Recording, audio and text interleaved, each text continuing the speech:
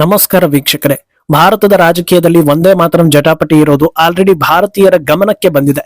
ಒಂದೇ ಮಾತರಂಗೆ ಕಾಂಗ್ರೆಸ್ ಹಾಗೂ ವಿಪಕ್ಷಗಳು ಮತ್ತು ಇಡೀ ಎಕೋಸಿಸ್ಟಮ್ ವಿರೋಧಿಸ್ತಾ ಇದ್ರೆ ಯಾರು ಕೂಡ ಇದಕ್ಕೆ ವಿರೋಧಿಸಬಾರದು, ಅವಮಾನಿಸಬಾರದು ಅನ್ನೋ ಸಲುವಾಗಿ ಕೇಂದ್ರ ಸರ್ಕಾರ ಒಂದು ಕಾಯ್ದೆಯನ್ನೇ ಜಾರಿ ಕೂಡ ಮಾಡಿದೆ. ಈಗ ಆಗಸ್ಟ್ 15 ಒಂದೇ ಮಾತರಂ ಪಾಲಿಗೆ ಅತ್ಯಂತ ಪ್ರಮುಖ ಎನ್ನಿಸ್ಕೊಳ್ತಾ ಇದೆ.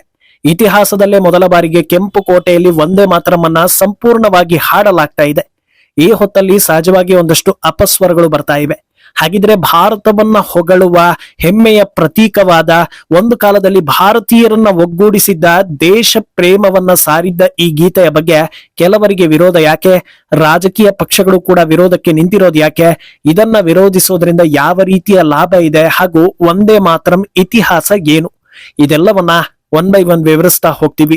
ಈ ವಿಡಿಯೋವನ್ನ ತಪ್ಪದೆ ಕೊನೆ ತನಕ ನೋಡಿ. ಅದಕ್ಕೂ ಮುನ್ನ ಮೀಡಿಯಾ ಮಾನ್ಸ್ಟರ್ ಚಾನೆಲ್ ಅನ್ನ ತಪ್ಪದೆ ಸಬ್ಸ್ಕ್ರೈಬ್ ಮಾಡಿ. ಎಸ್, ದಿನ ಕಳೆದಂತೆ ಭಾರತದ ರಾಜಕೀಯದಲ್ಲಿ ಅಭಿಪ್ರಾಯಗಳು ವಿಮರ್ಶೆಯನ್ನ ದಾಟಿ ನಿರ್ಧಾರಕ್ಕೆ ಬರೋ ರೀತಿಯಾಗಿದೆ.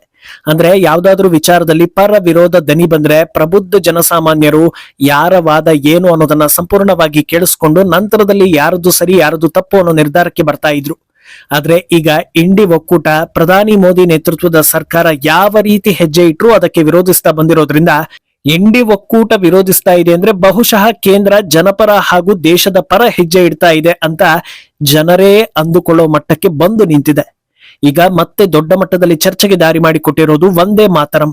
ಸ್ವಾತಂತ್ರ್ಯೋತ್ಸವಕ್ಕೆ ದಿನಗಳು ಬಾಕಿ ಇರೋ ಹಿನ್ನೆಲೆ ಕೇಂದ್ರ ಸರ್ಕಾರ ಇತಿಹಾಸ ಸೃಷ್ಟಿಸೋದಕ್ಕೆ ಮುಂದಾಗ್ತಾ ಇದ್ರೆ ಕಾಂಗ್ರೆಸ್ ಕಡೆಯಿಂದ ಎಂದಿನಂತೆ ವಿರೋಧ ಬಂದಿದೆ. ಈ ವರ್ಷ ಭಾರತ 80ನೇ ಸ್ವಾತಂತ್ರ್ಯೋತ್ಸವಕ್ಕೆ ಸಾಕ್ಷಿ ಆಗ್ತಾ ಇದೆ. ಇದೇ ಹೊತ್ತಲ್ಲಿ ಒಂದೇ ಮಾತರಂ ಗೀತೆಗೆ 150 ವರ್ಷಗಳು ಪೂರೈಸಿದೆ. ಈ ಸುಸಂದರ್ಭದಲ್ಲಿ ಕೆಂಪುಕೋಟೆಯಲ್ಲಿ ಒಂದೇ ಮಾತರಂನ ಎಲ್ಲಾ ಚರಣಗಳನ್ನ ಹಾಡಲು ನಿರ್ಧರಿಸಿರೋ ಬಗ್ಗೆ ರಕ್ಷಣಾ ಸಚಿವಾಲಯ ಮಾಹಿತಿ ನೀಡಿದೆ. ಈ ವರ್ಷದ ಸ್ವಾತಂತ್ರ್ಯ ದಿನಾಚರಣೆಯ ಪ್ರಮುಖ ಥೀಮ್ ಒಂದೇ ಮಾತರಂನ 150 ವರ್ಷಗಳು ಮತ್ತು ವಿಕಸಿತ ಭಾರತ ಎಟ್ 2047ಕ್ಕಾಗಿ ಯುವ ಶಕ್ತಿ ಅಂತ ಇರಿಸಲಾಗಿದೆ. ಇದರ ಅಡಿಯಲ್ಲಿ ಕೇಂದ್ರ ಗೃಹ ಸಚಿವಾಲಯದ ಪ್ರೋಟೋಕಾಲ್ ಹಾಗೂ ರಾಷ್ಟ್ರೀಯ ಅನುಷ್ಠಾನ ಸಮಿತಿಯ ಮಾರ್ಗಸೂಚಿಗಳಂತೆ ದೇಶದಾದ್ಯಂತ ರಾಷ್ಟ್ರೀಯ ಗೀತೆಯ ಎಲ್ಲಾ 6 ಚರಣಗಳನ್ನ ಸಾಮೂಹಿಕವಾಗಿ ಹಾಡೋದನ್ನ ಖಚಿತಪಡಿಸಲಾಗಿದೆ. ನಾಗರಿಕರು ಕೂಡ ಇದರೊಂದಿಗೆ ಹಾಡಲು ಸಾಧ್ಯವಾಗುವಂತೆ ಆಹ್ವಾನ ಪತ್ರಿಕೆಗಳಲ್ಲೂ ಕೂಡ ಒಂದೇ ಮಾತರಂನ ಸಂಪೂರ್ಣ ಸಾಹಿತ್ಯವನ್ನ ಮುದ್ರಿಸಲಾಗಿದೆ. ಈ ಮೂಲಕ ಮುಂದಿನ ದಿನಗಳಲ್ಲಿ ಒಂದೇ ಮಾತರಂ ಅನ್ನೋದನ್ನ ಮ್ಯಾಂಡೇಟ್ ಮಾಡೋ ಕೆಲಸಗಳನ್ನ ಹಂತ ಹಂತವಾಗಿ ಮಾಡೋ ಕಡೆ ಹೆಜ್ಜೆ ಇರಿಸಲಾಗ್ತಾ ಇದೆ. ಆದ್ರೆ ಆಲ್ರೆಡಿ ಇದಕ್ಕೆ ಕಾಂಗ್ರೆಸ್ ವಿರೋಧ ಇದೆ ಅನ್ನೋದು ಗೊತ್ತಿರೋದೆ. ಈ ಬಾರಿ ದೊಡ್ಡ ಮಟ್ಟದಲ್ಲಿ ವಿರೋಧ ಬಂದಿರೋದು ಕೇರಳದಿಂದ. ಅಲ್ಲಿರೋದು ಮುಸ್ಲಿಂ ಲೀಗ್ ಹಾಗೂ ಕಾಂಗ್ರೆಸ್ ಸರ್ಕಾರ. ಅಲ್ಲಿನ ನಾಯಕರು ನಾವು ಹಾಡೋದಿಲ್ಲ ಅಂತ ಪಟ್ಟು ಬೀಳೋ ಮೂಲಕ ಸಂವಿಧಾನ ಹಾಗೂ ಕಾನೂನಿಗೆ ಸವಾಲ್ ಹಾಕುವ ಕೆಲಸವನ್ನ ಮಾಡ್ತಾ ಇದ್ದಾರೆ. ಕೇರಳದ ಆರೋಗ್ಯ ಸಚಿವ ಕೆ ಮುರಳೀಧರನ್ ಸರ್ಕಾರಿ ಕಾರ್ಯಕ್ರಮಗಳಲ್ಲಿ ರಾಷ್ಟ್ರೀಯ ಗೀತೆಯ ಎಲ್ಲಾ ಚರಣಗಳನ್ನ ಹಾಡೋದಿಲ್ಲ, ಸಾಂಪ್ರದಾಯಿಕವಾಗಿ ಹಾಡಲಾಗೋ ಮೊದಲ 2 ಚರಣಗಳನ್ನ ಮಾತ್ರ ಹಾಡಲಾಗುತ್ತೆ ಅಂತ ಹೇಳ್ತಾ ಇದ್ರೆ, ಇನ್ನೂ ಒಂದು ಹಂತ ಮುಂದಕ್ಕೆ ಹೋಗಿರೋ ಕಾಂಗ್ರೆಸ್ನ ಹಿರಿಯ ಸಂಸದ ರಾಜಮೋಹನ್ ಉನ್ನಿತ್ತಾನ್ ವಿವಾದಾತ್ಮಕ ಹೇಳಿಕೆಯನ್ನ ನೀಡಿದ್ದು, ಈ ಜೀವಮಾನದಲ್ಲೇ ಒಂದೇ ಮಾತರಮನ್ನ ಸಂಪೂರ್ಣವಾಗಿ ಹಾಡೋದನ್ನ ನಾವು ಒಪ್ಪಿಕೊಳ್ಳೋದಿಲ್ಲ. ನರೇಂದ್ರ ಮೋದಿ ನಮ್ಮನ್ನ ಗುಂಡಿಕ್ಕೋದಾಗಿ ಬೆದರಿಸಿದ್ರು, ಒಂದೇ ಮಾತರಮನ್ನ ಸಂಪೂರ್ಣವಾಗಿ ಹಾಡೋದಿಲ್ಲ ಅಂತ ಹೇಳಿರೋದು ಆಲ್ರೆಡಿ ಈಗ ಕಾಂಟ್ರವರ್ಸಿ ಎಬ್ಬಿಸಿದೆ. ಯಾಕೆ ಈ ಪರಿ ವಿರೋಧ ಅಂತ ನೋಡ್ತಾ ಹೋದಾಗ್ಲೇ ಅಲ್ಲಿ ಓಲೈಕೆಯ ವಿಚಾರ ಬಯಲಾಗ್ತಾ ಹೋಗೋದು. ಒಂದೇ ಮಾತರಂನ ಮೊದಲ 2 ಚರಣಗಳಲ್ಲಿ ಭಾರತದ ನೈಸರ್ಗಿಕ ಸೌಂದರ್ಯವನ್ನ ಅಂದ್ರೆ ಸಸ್ಯ ಶ್ಯಾಮಲಾಂ, ಮಲಯಜ ಶೀತಲಾಂ, ಸುಜಲಾಂ ಸುಫಲಾಂ ಅಂತ ಮಾತೃಭೂಮಿಯನ್ನ ವರ್ಣಿಸಲಾಗಿದೆ. ಈ ಬಗ್ಗೆ ಯಾರಿಗೂ ಕೂಡ ಯಾವುದೇ ರೀತಿಯ ಆಕ್ಷೇಪಗಳಿಲ್ಲ.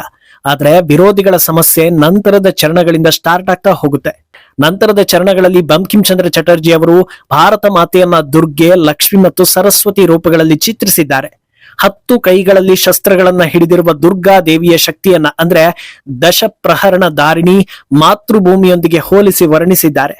ಇದೇ ನಮಗೆ ಬೇಡ ಅಂತ ಕಾಂಗ್ರೆಸ್ ವಿರೋಧಿಸ್ತಾ ಇರೋದು. ಅಲ್ರಯ್ಯ, ಭಾರತಾಂಬೆಯನ್ನ ದೇವತೆಗೆ ಹೋಲಿಸಿದ್ರೆ, ಅದರಲ್ಲೂ ಒಬ್ಬ ಸ್ತ್ರೀಗೆ ಹೋಲಿಕೆ ಮಾಡ್ತಾ ಇರುವಾಗ ಅದನ್ನ ಎಲ್ಲರೂ ಮೆಚ್ಚಿಕೊಳ್ತಾರಲ್ವಾ? ವಿರೋಧ ಮಾಡುವಂತದ್ದು ಏನಿದೆ? ಯಾವ್ದಾದ್ರೂ ರಾಜಕಾರಣಿಯನ್ನ ದುರ್ಗಿ ಅಂತಲೋ ರಾಮ ಅಂತಲೋ ಹೇಳಿದ್ರೆ ನಿಮ್ಮ ಸ್ವಾರ್ಥಕ್ಕಾಗಿ ಹಿಂದೂಗಳ ದೇವರನ್ನ ಬಳಸಿಕೊಳ್ಬೇಡಿ ಅನ್ನೋದ್ರಲ್ಲಿ ಅರ್ಥ ಇರ್ತಾ ಇತ್ತು. ಆದ್ರೆ ಈ ಎಲ್ಲಾ ದೇವಾನು ದೇವತೆಗಳ ಅಸ್ತಿತ್ವವೇ ಭಾರತದಲ್ಲಿ ಇರೋದ್ರಿಂದ ಭಾರತವನ್ನ ಹೋಲಿಸಿದ್ರೆ ಯಾಕೆ ಸಂಕಷ್ಟ ಅನ್ನೋದು ಜನಸಾಮಾನ್ಯರ ಪ್ರಶ್ನೆ. ಆದ್ರೆ ಭಾರತದಲ್ಲಿ ಹಿಂದೂಗಳು ಮಾತ್ರ ಇಲ್ಲ, ಬೇರೆ ಧರ್ಮೀಯರು ಇದ್ದಾರೆ. ಅವರ ಸೆಂಟಿಮೆಂಟ್ಗೆ ಇದು ಹರ್ಟ್ ಆಗುತ್ತೆ ಅಂತ ಓವೈಸಿ ಸೇರಿ ಹಲವು ಮುಸ್ಲಿಂ ನಾಯಕರು ಹೇಳಿದ್ದಾರೆ. ಅದರಿಂದ ಅವರಿಗಿಂತ ಹೆಚ್ಚಾಗಿ ದೊಡ್ಡ ಮಟ್ಟದಲ್ಲಿ ಕಾಂಗ್ರೆಸ್ ಹಾಗೂ ಕಮ್ಯುನಿಸ್ಟ್ ಸೇರಿ ಹಲವರು ಇದನ್ನ ವಿರೋಧಿಸ್ತಾ ಇದ್ದಾರೆ ಅನ್ನೋದು ಸಾರ್ವಜನಿಕರ ಮಾತು. ಈ ರೀತಿ ಹಾಡೋದಕ್ಕೆ ಬಿಟ್ರೆ ಹಂತ ಹಂತವಾಗಿ ಭಾರತ ಜಾತ್ಯತೀತ ರಾಷ್ಟ್ರ ಅನ್ನೋದು ಮರ್ತೇ ಹೋಗುತ್ತೆ. ಜಾತ್ಯತೀತ ದೇಶದಲ್ಲಿ ಈ ರೀತಿ ಹಿಂದೂ ದೇವರಿಗೆ ಹೋಲಿಕೆ ಮಾಡೋದು ಸರಿಯಲ್ಲ ಅನ್ನೋದು ಅಕಸ್ಮಾತ್ ಆಗಿ ಹಿಂದೂ ಧರ್ಮದಲ್ಲಿ ಹುಟ್ಟಿರೋ ಕೆಲ ರಾಜಕೀಯ ನಾಯಕರ ಪ್ರಬಲ ವಾದ. ಅಂದಹಾಗೆ ಇದು ಈಗ ಎದ್ದಿರೋ ವಿರೋಧ ಅಲ್ಲ. ಮೊದಲ ಪ್ರಧಾನಿ ಹಾಗೂ ತಮ್ಮ ಕುಟುಂಬವನ್ನ ದಶಕಗಳ ಕಾಲ ಪ್ರಧಾನಿ ಹುದ್ದೆಗೆ ಸೀಮಿತ ಮಾಡಿದ್ದ ನೆಹರು ಕಾಲದಿಂದಲೂ ಈ ವಿರೋಧ ಇದೆ. 1937ರಲ್ಲಿ ದೇಶದಲ್ಲಿ ಪ್ರಾಂತೀಯ ಚುನಾವಣೆಗಳು ನಡೆದಾಗ ಮತ್ತು ಹಲವು ರಾಜ್ಯಗಳಲ್ಲಿ ಕಾಂಗ್ರೆಸ್ ಸರ್ಕಾರಗಳು ರಚನೆಯಾದಾಗ ವಂದೇ ಮಾತರಂ ಹಾಡೋದಕ್ಕೆ ಮುಸ್ಲಿಂ ಲೀಗ್ ಹಾಗೂ ಮೊಹಮ್ಮದ್ ಅಲಿ ಜಿನ್ನಾ ಕಡೆಯಿಂದ ತೀವ್ರ ಆಕ್ಷೇಪಗಳು ಬರುತ್ತೆ. ಇದರಿಂದ ವಿಚಲಿತರಾಗುವ ನೆಹರು ಜಿನ್ನಾ ಓಲೈಸುವ ಹಾಗೂ ಮುಸ್ಲಿಂ ಲೀಗ್ ಅನ್ನ ಸಮಾಧಾನ ಪಡಿಸುವ ಸಲುವಾಗಿ ರಾಷ್ಟ್ರೀಯ ಗೀತೆಯ ವಿಚಾರದಲ್ಲಿ ದೊಡ್ಡ ರಾಜಿಯನ್ನ ಮಾಡ್ಕೊಳ್ತಾರೆ. 1937ರ ಕಲ್ಕತ್ತಾ ಅಧಿವೇಶನದಲ್ಲಿ ನೆಹರು ಅಧ್ಯಕ್ಷತೆಯಲ್ಲಿ ಕಾಂಗ್ರೆಸ್ ವಂದೇ ಮಾತರಂನ ಮೊದಲ 2 ಚರಣಗಳನ್ನ ಮಾತ್ರ ಅಂಗೀಕರಿಸಿ ಉಳಿದ ಚರಣಗಳನ್ನ ಅಧಿಕೃತ ಕಾರ್ಯಕ್ರಮಗಳಿಂದ ತೆಗೆದು ಹಾಕುವ ನಿರ್ಣಯವನ್ನ ಕೈಗೊಳ್ಳುತ್ತೆ. ನಂತರದ ಚರಣಗಳಲ್ಲಿ ಹಿಂದೂ ದೇವತೆಗಳ ಉಲ್ಲೇಖವಿದ್ದು ಅದು ಹಿಂದೂಯೇತರರ ಭಾವನೆಗಳಿಗೆ ನೋವುಂಟು ಮಾಡಬಹುದು ಅನ್ನೋ ಅಧಿಕೃತ ಕಾರಣವನ್ನು ಕೂಡ ಕೊಡ್ತಾರೆ. ಮುಂದೆ ಸಂವಿಧಾನ ರಚನಾ ಸಭೆಯಲ್ಲಿ ರಾಷ್ಟ್ರೀಯ ಗೀತೆಯ ಆಯ್ಕೆಯ ಪ್ರಶ್ನೆ ಬಂದಾಗ ವಂದೇ ಮಾತರಮನ್ನ ರಾಷ್ಟ್ರೀಯ ಗೀತೆಯನ್ನಾಗಿ ಮಾಡೋದಕ್ಕೆ ಜವಾಹರ್ಲಾಲ್ ನೆಹರು ಸ್ಪಷ್ಟವಾಗಿ ನಿರಾಕರಿಸಿಬಿಡ್ತಾರೆ. ವಂದೇ ಮಾತರಂನ ದಾಟಿಯನ್ನ ಬ್ಯಾಂಡ್ ನಲ್ಲಿ ನುಡಿಸಲು ಅಥವಾ ಅಂತಾರಾಷ್ಟ್ರೀಯ ಮಟ್ಟದಲ್ಲಿ ರಾಷ್ಟ್ರೀಯ ಗೀತೆಯಾಗಿ ಪ್ರಸ್ತುತಪಡಿಸಲು ಸೂಕ್ತವಲ್ಲ ಅಂತ ವಾದಿಸ್ತಾರೆ. ಇದು ದಾಖಲಾಗಿರುವ ಇತಿಹಾಸ ಹೇಳ್ತಾ ಇರೋ ವಿಚಾರ. ಹಾಗಿದ್ರೆ ವಂದೇ ಮಾತರಂಗೆ ಯಾವುದೇ ಮಹತ್ವ ಇರ್ಲಿಲ್ವಾ ಅಂತ ನೋಡ್ತಾ ಹೋದ್ರೆ ಇದು ಕೇವಲ ಒಂದು ಹಾಡಾಗಿರ್ಲಿಲ್ಲ. ಅದು ಭಾರತದ ಸ್ವಾತಂತ್ರ್ಯ ಹೋರಾಟದ ಜೀವನಾಡಿ, ಕೋಟ್ಯಂತರ ಭಾರತೀಯರ ಹೃದಯದಲ್ಲಿ ಕ್ರಾಂತಿಯ ಕಿಡಿ ಹೊತ್ತಿಸಿದ ದೇಶಭಕ್ತಿಯ ಅಮರ ಧ್ವನಿಯಾಗಿತ್ತು. ಈ ಹಾಡು ರಚನೆಯಾದ ಸಮಯದಲ್ಲಿ ಅಂದ್ರೆ 1975ರಲ್ಲಿ ಬ್ರಿಟಿಷ್ ಆಳ್ವಿಕೆ ಭಾರತದಲ್ಲಿ ತನ್ನ ಬೇರುಗಳನ್ನ ಮತ್ತಷ್ಟು ಗಟ್ಟಿಗೊಳಿಸ್ತಾ ಇತ್ತು. ಭಾರತೀಯರು ಬ್ರಿಟಿಷರ ರಾಷ್ಟ್ರಗೀತೆಯಾಗಿದ್ದ ಗಾಡ್ ಸೇವ್ ದ ಕ್ವೀನ್ ಅನ್ನ ಹಾಡುವಂತೆ ಒತ್ತಡ ಹೇರಲಾಗ್ತಾ ಇತ್ತು. ಈ ವಸಾಹತುಶಾಹಿ ಸಾಂಸ್ಕೃತಿಕ ಹೇರಿಕೆಗೆ ಪ್ರತಿಯಾಗಿ ಬಂಕಿಂ ಚಂದ್ರ ಚಟರ್ಜಿ ತಮ್ಮ ಮಾತೃಭೂಮಿಯ ಸಾರ್ವಭೌಮತ್ವ ಮತ್ತು ಶಕ್ತಿಯನ್ನ ಘೋಷಿಸುವ ವಂದೇ ಮಾತರಂ ಗೀತೆಯನ್ನ ರಚಿಸಿರ್ತಾರೆ. 150 ವರ್ಷಗಳ ಹಿಂದೆ ರಚನೆಯಾದ ಈ ಗೀತೆ ಅಲ್ಪಾವಧಿಯಲ್ಲೇ ಇಡೀ ದೇಶವನ್ನ ಒಂದುಗೂಡಿಸುತ್ತೆ. ಆದ್ರೆ ರಾಜಕೀಯ ಲಾಭಕ್ಕಾಗಿ ಈ ಗೀತೆಯನ್ನ ವಿವಾದಾತ್ಮಕ ಅಂತ ಬಿಂಬಿಸೋ ಕೆಲಸಗಳಾಗುತ್ತೆ. ಆದ್ರೆ ಈಗ ಕಾಂಗ್ರೆಸ್ ವಿರೋಧಿಸೋದಕ್ಕೆ ಉಪಯೋಗಿಸಿರೋ ಕಾರಣ ಅವರನ್ನೇ ಸಿಕ್ಕಿ ಹಾಕಿಸುವ ಮಟ್ಟಕ್ಕೆ ಬಂದು ನಿಂತಿದೆ ಅನ್ನೋ ಚರ್ಚೆಗಳು ನಡೀತಾ ಇದೆ. ಹಿಂದೂ ದೇವರ ಹೋಲಿಕೆಯಿಂದ ಅಲ್ಪ ಪ್ರಮಾಣದಲ್ಲಿರೋ ಅಲ್ಪಸಂಖ್ಯಾತರಿಗೆ ನೋವಾಗುತ್ತೆ ಅನ್ನೋದಾದ್ರೆ, ಇದೇ ರಾಹುಲ್ ಗಾಂಧಿ ದೇಶದಲ್ಲಿ ಪ್ರತಿಯೊಂದು ಅಧಿಕಾರವು ಯಾರ ಸಂಖ್ಯೆ ಜಾಸ್ತಿ ಇದೆಯೋ ಅವರಿಗೆ ಮಾತ್ರ ಸಿಗ್ಬೇಕು, ಹಿಂದುಳಿದ ವರ್ಗಗಳು ಹಾಗೂ ಒಬಿಸಿಯನ್ನ ಪ್ರತ್ಯೇಕ ಮಾಡಿ ಯಾರ್ಯಾರ ಸಂಖ್ಯೆ ಜಾಸ್ತಿ ಇದೆಯೋ ಅವರಿಗೆ ಜಾಸ್ತಿ ಆಪರ್ಚುನಿಟಿ ಸಿಗಲಿ ಅಂತ ಹೇಳ್ತಾರೆ. ಇದೇ ಲಾಜಿಕ್ ಪ್ರಕಾರ ಬಹುಸಂಖ್ಯಾತರ ದೇಶದಲ್ಲಿ ಬಹುಸಂಖ್ಯಾತರ ಧರ್ಮಕ್ಕೆ ಆದ್ಯತೆ ಕೊಡೋದ್ರಲ್ಲಿ ತಪ್ಪಿಲ್ವಲ್ಲ ಅನ್ನೋದು ಮೆದುಳು ಸರಿಯಾಗಿ ಕೆಲಸ ಮಾಡ್ತಾ ಇರೋ ಪ್ರಜೆಗಳ ಪ್ರಶ್ನೆ. ಆದ್ರೆ ಇಂಥ ವಿಚಾರದಲ್ಲಿ ವಿರೋಧ ಮಾಡ್ತಾ ಹೋದ್ರೆ ಅದು ದೊಡ್ಡ ಮಟ್ಟದಲ್ಲಿ ಬ್ಯಾಕ್ ಫೈರ್ ಆಗುತ್ತೆ. ಯಾಕಂದ್ರೆ ದಿನ ದಿನಕ್ಕೂ ಜನರು ವಿದ್ಯಾವಂತರಾಗ್ತಾ ಇದ್ದಾರೆ. ಒಂದೇ ಮಾತ್ರ ಮಹತ್ವವನ್ನ ಮತ್ತೆ ಮುನ್ನೆಲೆಗೆ ತರ್ತಾ ಇರೋದೇ ಸ್ವಾತಂತ್ರ್ಯ ಅನ್ನೋದು ಸುಲಭದ ತುತ್ತಾಗಿರ್ಲಿಲ್ಲ.